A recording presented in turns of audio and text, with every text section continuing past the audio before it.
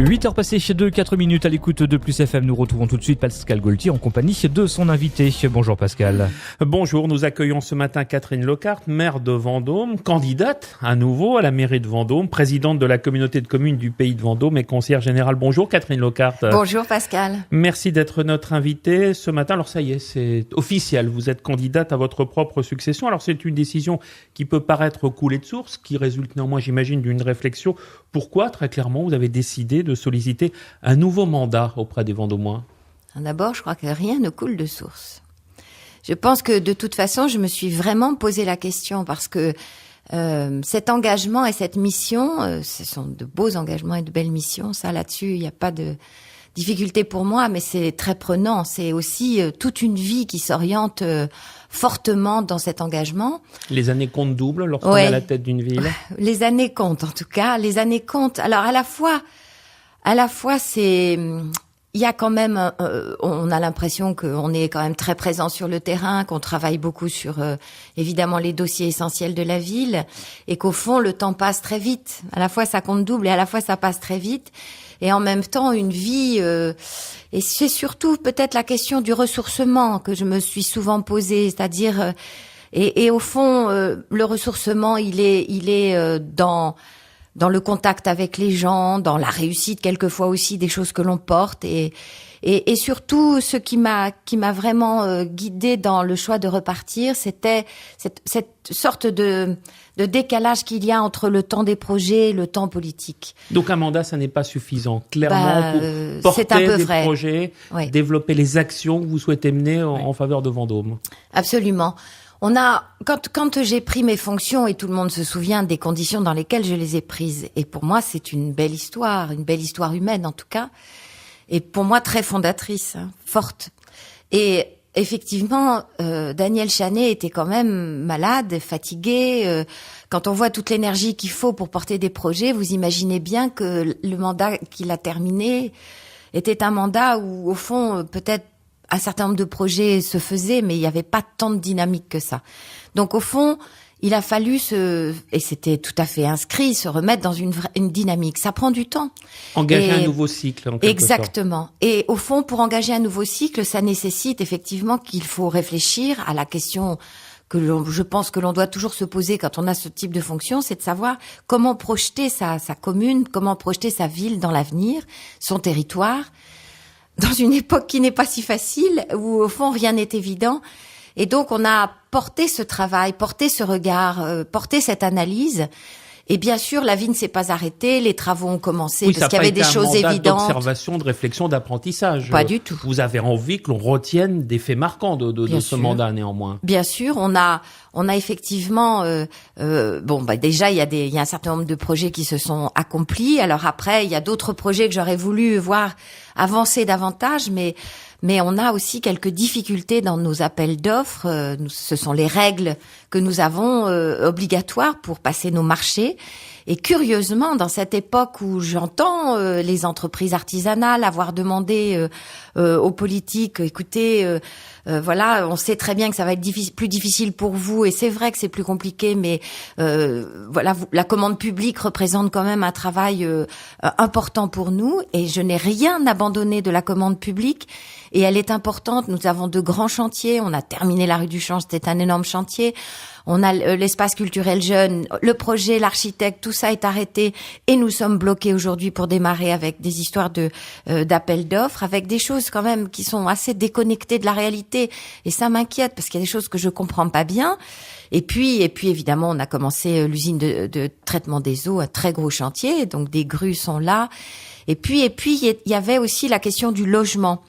Et il y avait ce projet de la zone des Aigremont, la zone sud, le maire Daniel Chanet avait raison de penser qu'il fallait équilibrer le nord et le sud de la ville. Bon, le sud, c'est un peu sur la colline, c'est quand même un endroit particulier, et la crise avait un peu arrêté le projet qu'il avait porté. Donc là, nous reprenons la ZAC et nous la reconstituons, car je suis absolument persuadée qu'il faut apporter à la ville une reconstruction perpétuelle sur elle-même, et il y avait quand même pas mal de dents creuses, qui sont pas toujours très creuses ou très propres aujourd'hui, mais ce sont des lieux qui sont effectivement à entièrement repenser. Et tout ce travail est en train de se faire. On a signé cette semaine avec Nexity sur la parcelle où il y avait l'ancien collège Gérard Yvon. Donc là, nous allons mettre moitié-moitié quasiment logement social et logement d'accession à la propriété. Ça n'occupe pas pour l'instant toute la parcelle. Nous nous occuperons de faire effectivement un peu d'espace public, et puis ça reste ouvert pour d'autres porteurs de projets. On a entièrement repris aussi le problème du fameux quartier Rochambeau, et on a fait un travail qui est en cours. Voilà, de même, et c'est pas qu'un sujet communal puisque c'est un sujet territorial, la question de la piscine, mais ça y est, nous avons trouvé un architecte. Donc oui. Donc ça y est, les dossiers sont ouverts, les dossiers sont lancés. Et les dossiers sont lancés, les dossiers sont ouverts, certains s'achèvent, d'autres sont en cours, d'autres sont encore à ouvrir, et j'avoue que porter tous ces projets sur un territoire, parce que ça se limite pas à la ville de Vendôme, c'est effectivement une responsabilité, une tâche passionnante. Alors, au-delà de ces projets, Catherine Locard, vous aviez l'ambition de rendre une démocratie plus vivante à Vendôme. C'était quelque chose d'important, vous l'aviez dit et redit. Est-ce que vous y êtes parvenu? Comment ça s'est illustré à vos yeux, cela?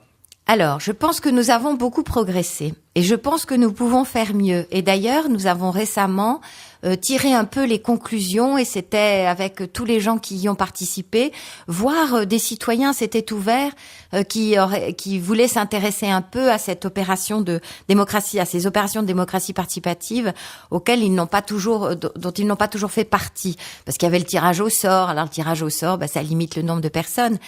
Et au fond, c'était très bien cette conclusion que nous avons faite pour comprendre. Je crois qu'on a évidemment intéressé beaucoup de citoyens par cette démarche. Il y a eu bien sûr les conseils de quartier, il y a eu bien sûr aussi les ateliers thématiques. Par exemple, là je l'évoquais tout à l'heure sur penser ce quartier Rochambeau, on a fait 2 ateliers, 70 personnes sont venues, et nous allons la semaine prochaine leur rapporter ce que leur travail a permis aussi d'affiner le projet, et donc on va leur rapporter comment, avec l'architecte des bâtiments de France, des architectes et des paysagistes de la DDT, effectivement ce projet progresse, et avec les contraintes évidemment nombreuses qu'il a. Et nous avons aussi eu nos assemblées générales de quartier où nous avons vu tout au long du mandat de plus en plus de gens venir s'intéresser. Et ça, pour moi, c'était un signe, car nous le disions tout à l'heure tous les deux, le désintérêt du citoyen pour le politique est quelque chose de grave, parce que n'oublions pas que nous sommes en démocratie. Démocratie, c'est quand même, par l'origine même de ce mot, quand même le pouvoir du peuple. Et évidemment, le pouvoir du peuple choisit ses élus, mais ces élus doivent rendre compte justement au peuple. Et je pense que nous avons fait ça le plus que nous avons pu, avec des invitations nombreuses, puisque les invitations tombaient dans les boîtes aux lettres. Les gens viennent, ne viennent pas, libre à eux. Mais nous avons quand même constaté qu'ils étaient de plus en plus venus, qu'ils se sont de plus en plus intéressés. Et j'ai eu souvent l'occasion de dire à ces gens, ne confondez pas. La politique, c'est noble. C'est la gestion de la cité.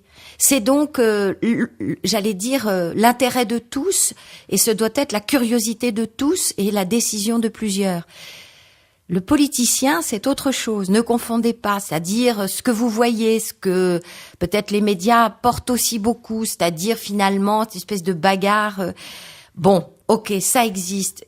Il y a des gens de droite, il y a des gens de gauche, et une politique de droite et une politique de gauche, c'est pas toujours la même chose.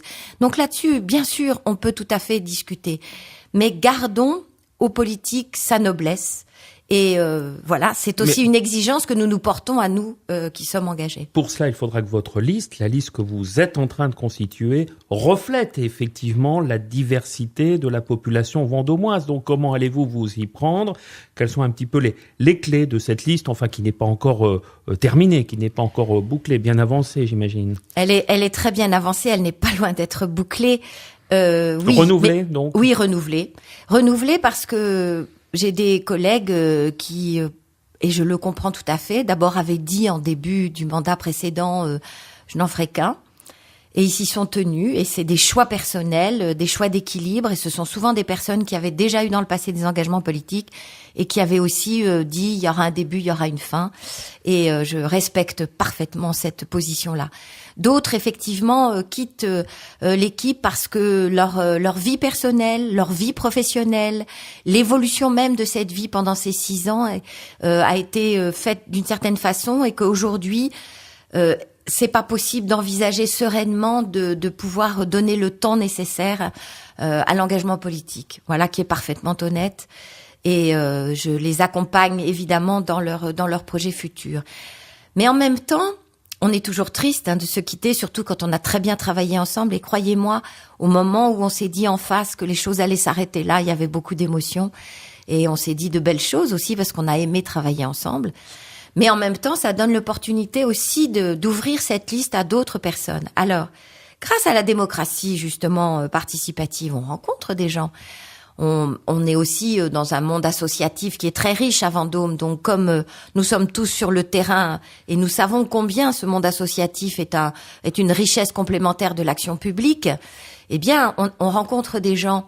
Et en rencontrant ces gens, eh bien, on a eu quelquefois des questionnements à leur égard. Est-ce que vous avez envie d'aller plus loin? Est-ce que ça vous intéresserait? Et cette question, je l'ai toujours posée à chaque fois que j'en ai eu l'occasion.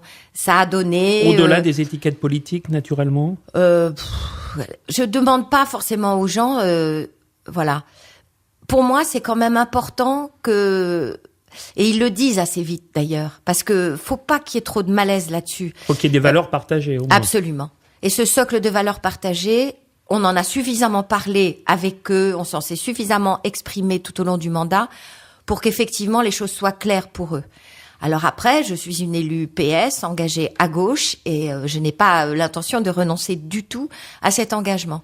Donc il est connu, et voilà. Je l'incarne d'une certaine façon. Vous n'allez pas le cacher, malgré peut-être les difficultés ambiantes, malgré l'impopularité du gouvernement en ce moment. C'est quelque chose que vous allez assumer.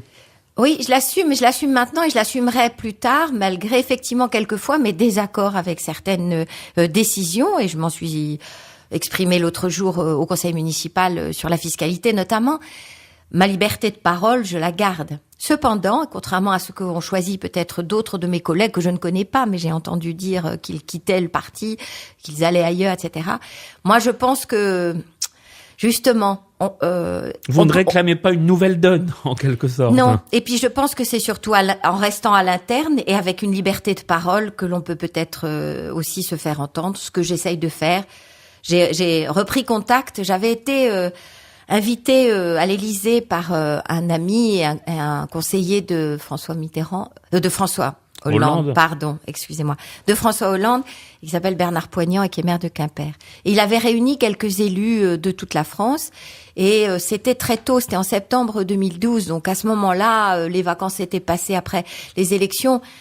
On a partagé un certain nombre de choses. J'aurais aimé finalement que ces rendez-vous existent encore, puisqu'on avait peut-être plus à dire.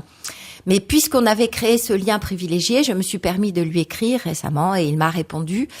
Et effectivement, j'ai exprimé très franchement quelquefois ma difficulté, le côté un peu compliqué pour moi d'assumer, par exemple, certaines décisions qui viennent d'en haut, sur lesquelles je suis assez d'accord. Par exemple, qu'on regarde et qu'on augmente les salaires des adjoints administratifs de catégorie C, qu'on en fasse une première augmentation en 2014 et une deuxième augmentation en 2015.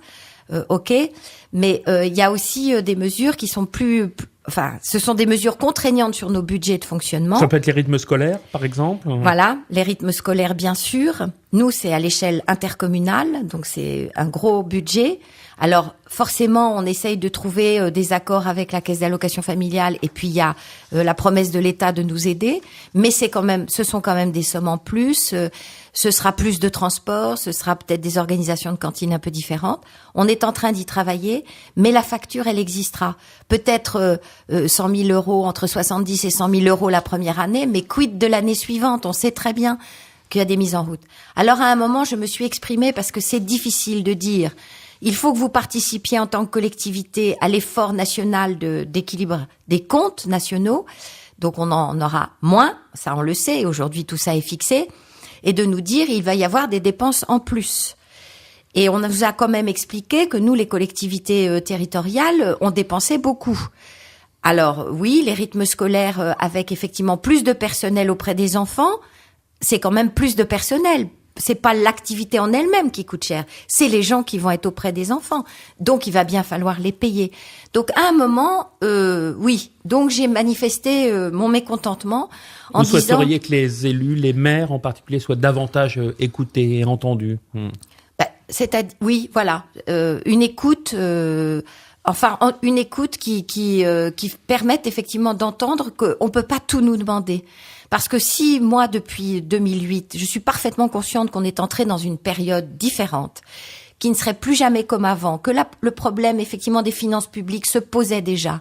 Je l'ai parfaitement intégré dans ma façon d'aborder les budgets. Je dis bien les budgets parce que j'ai celui de la communauté aussi. Et donc, vous pouvez demander à mes collègues, nous faisons le travail déjà depuis 6 ans. Et c'est quand même compliqué parce qu'il y a toujours ce fameux effet ciseau, c'est-à-dire cette rencontre entre la ligne des recettes et la ligne des dépenses, et qui nous met effectivement dans des positions qui ne sont pas les bonnes, parce que quand vous prolongez un effet ciseau, eh bien à un moment on peut se trouver dans une situation qui n'est pas la bonne. Donc vous êtes en train d'annoncer, de confirmer la nécessité de faire des efforts, des économies dans l'avenir, et votre marge de manœuvre du coup sera réduite de toute façon? Alors, c'est déjà commencé et je ne vois pas pourquoi il faudrait s'arrêter. Donc, nous voilà contraints pour plusieurs années à effectivement des efforts de gestion, et probablement, ce qui est intéressant aussi, c'est peut-être qu'on est obligé à une certaine forme de créativité. Parce que moi, je ne vois jamais les choses que de façon contraignante. Elles le sont. Une fois qu'on l'a dit, on admet. On regarde comment on peut changer les méthodes de travail, comment on peut moderniser l'action publique, comment on peut moderniser nos bâtiments, comment on peut effectivement faire des économies partout. Et ça nous oblige effectivement à une forte créativité. Donc c'est assez intéressant. Donc il faut pas non plus ne voir que la partie un peu lourde et pénible des choses. C'est vrai. Mais avec des décisions qui viennent d'en haut, malgré nos efforts, on voit bien que de toute façon, on nous rebascule un peu dans ce risque de effectivement de difficultés financières. Donc je dis attention.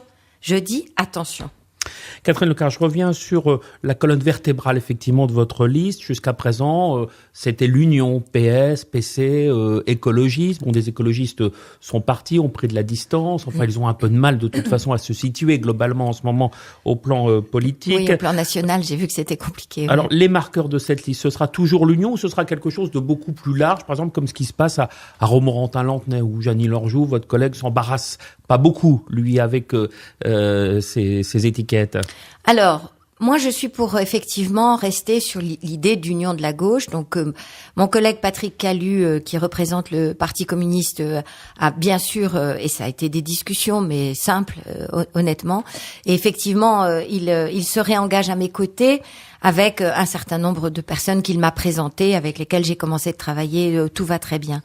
Pour ce qui est du mouvement écologiste, eh bien, effectivement, nous avons eu un peu des moments difficiles récemment.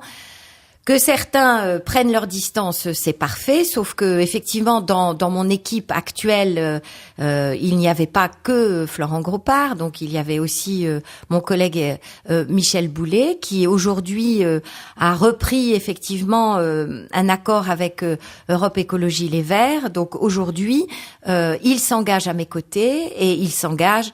Voilà un homme qui a non seulement des convictions, mais qui a toujours vécu en accord avec ses convictions, puisqu'il a porté dans sa vie professionnelle d'agriculteur et d'éleveur de porc, effectivement, ce que peut être aujourd'hui l'agriculture biologique. Et il ça sera fait l'un des 25 piliers ans. de votre équipe à nouveau? Il l'est déjà et il le sera, bien sûr, demain, à mes côtés. Et alors, après, moi, j'ai senti, comme je le disais tout à l'heure, que l'ouverture à la population était intéressante, et effectivement, les personnes qui s'engagent avec nous, il n'y a pas d'obligation d'être investi dans un parti. J'ai moi-même commencé sans être militante particulière d'un parti, mais plutôt quelqu'un qui avait toujours pris des positions à gauche. Donc voilà, c'est aussi une possibilité d'ouvrir cette liste à ce qu'on appelle la société civile, mais ce sont les citoyens. Donc voilà, elle est très ouverte avec des gens que je connais bien, qui sont par ailleurs souvent très engagés dans leur vie et depuis longtemps. Et c'est ça qui donne, je crois, beaucoup de force à cette future équipe. Mais il faut faire quand même drôlement la part des choses, d'avoir des alliés qui finalement protestent contre la politique nationale à Paris et puis sont des alliés sages et disciplinés localement à Vendôme. C'est pas un peu un grand écart? Enfin, on leur posera la question, évidemment, à eux-mêmes. Bah bien sûr, il faudra leur poser la question. Il faudra. Mais oui, vous, ça ne vous gêne pas? Non. Non. Voilà, il faut avoir cette ouverture. Alors justement, je pense, oui, c'est ça, que au fond l'ouverture est quand même quelque chose qui, je pense, fait partie vraiment de ma nature et qui est absolument nécessaire. Alors l'ouverture, la diplomatie, l'habileté, tout ça, et ça fait partie d'une bonne gouvernance. Alors dans le camp d'en face, les choses s'organisent aussi. Le MoDem rallie la liste d'Union, UDI, UMP. Un rapprochement et l'avenir donc vérifiera la force de ces liens, de ces nouveaux liens. Comment vous l'observez effectivement, cette union qui se met en place en face, alors qu'on avait des gens dont on pensait que peut-être ils auraient pu faire des choses avec vous? Bon, dans notre petite ville, tout le monde se connaît. Je connais les personnes qui rallient effectivement la liste UDI et j'ai discuté avec eux. Et cette discussion a été très ouverte et voilà, j'ai même avec l'un d'entre eux travaillé beaucoup tout au long de ce mandat parce que c'était quelqu'un qui s'intéressait beaucoup en tant que citoyen à cette vie locale. Je pense qu'ils ont fait leur choix. Ils ont fait leur choix et je le respecte. Et puis en même temps, j'ai bien vu qu'au national, il y avait une union nationale entre effectivement le MoDem et l'UDI, entre Monsieur Bayrou et Monsieur Borloo. Écoutez, voilà, à Vendôme, ils font pareil. Je vais observer. Oui, finalement, oui, les choses sont claires. En tout cas, ils ont choisi. Ils ont choisi et j'ai discuté avec eux et là aussi, il y a eu de ma part une certaine possibilité de discuter et une certaine ouverture. Ils ont choisi. Quel type de campagne souhaitez-vous mener, Catherine Locquart, au cours des 4 mois qui nous séparent maintenant de l'élection municipale? Alors, une campagne de proximité, parce que c'est ce que j'aime beaucoup. Ça fait aussi partie de la façon dont on a mené aussi notre politique. C'est vraiment d'aller à la rencontre des gens, d'aller à la rencontre des acteurs de ce territoire, comme on a toujours fait, c'est-à-dire d'être dans la continuité de cela, avec peut-être un peu plus, parce que je crois qu'aussi les gens attendent dans cette période-là, qui est un peu particulière, que justement le maire soit encore plus présent et puisse avec eux s'exprimer très très librement et pouvoir les entendre aussi s'exprimer très librement sur les projets, sur le futur de leur ville, le futur de leur territoire, parce que nous sommes tous très attachés à notre ville et à notre territoire. Et donc voilà, une campagne de proximité. À la limite, on est allé rencontrer les gens, on a arpenté les quartiers. Encore aujourd'hui, nous allons effectivement arpenter un quartier. On le fait très naturellement. Et je crois que l'ensemble de mes collègues ont, comme moi, tout à fait aimé ce contact très direct. Et quand les gens ne sont pas venus à nous par des instances de démocratie que nous évoquions tout à l'heure, eh bien, nous sommes allés vers eux. Et c'est ce que nous faisons aussi. Là, nous avons aussi... c'est pas la campagne, c'est que moi, je suis assez ennuyée du fait que beaucoup de gens ne soient pas inscrits sur les listes électorales. Donc là, nous l'avons déjà fait.